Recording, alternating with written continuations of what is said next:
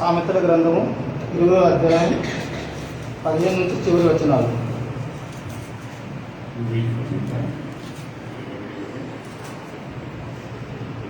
మరొకసారి సామెతల గ్రంథము 20వ అధ్యాయము 15 నుంచి చివరి వచనాలు చదువుకున్నాము. బంగారమును విస్తారమైన ముత్యమును కలవు, తెలివి నుంచి పెరుగులు అమూల్యమైన సొత్తు. అన్యుని కొరకు కూటబడిన వాని వస్త్రములు పుచ్చుకొనుము, పరుల కొరకు వానినే కుదువ పెట్టించుము. మోసము చేసి తెచ్చుకున్న ఆహారము మనుషులకు బహు ఇంపుగా ఉండును, పిమ్మట వాని నోరు మంటితో నింపబడును.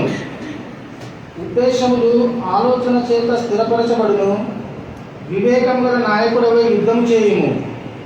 కొండెగాడే తిరుగులాడు వాడు పరుల గుట్టు బయట పెట్టును, కావున వదలుగోతుల జోలికి పోకుము. తన తండ్రినైనను తల్లినైనను దూషించు అని దీపము కారు చీకటిలో ఆరిపోవును. మొదట బహు త్వరితముగా దొరికిన స్వాస్థ్యము తుదకు దీవెన నుండకపోవును.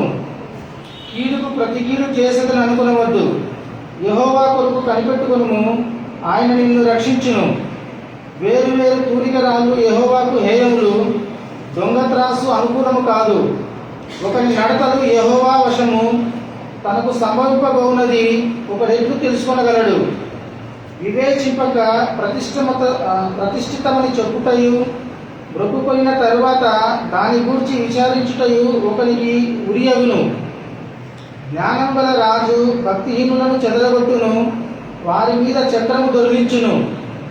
నరుని ఆత్మ యెహోవా పెట్టిన దీపము, అది అంతరంగములన్నీ శోధించును.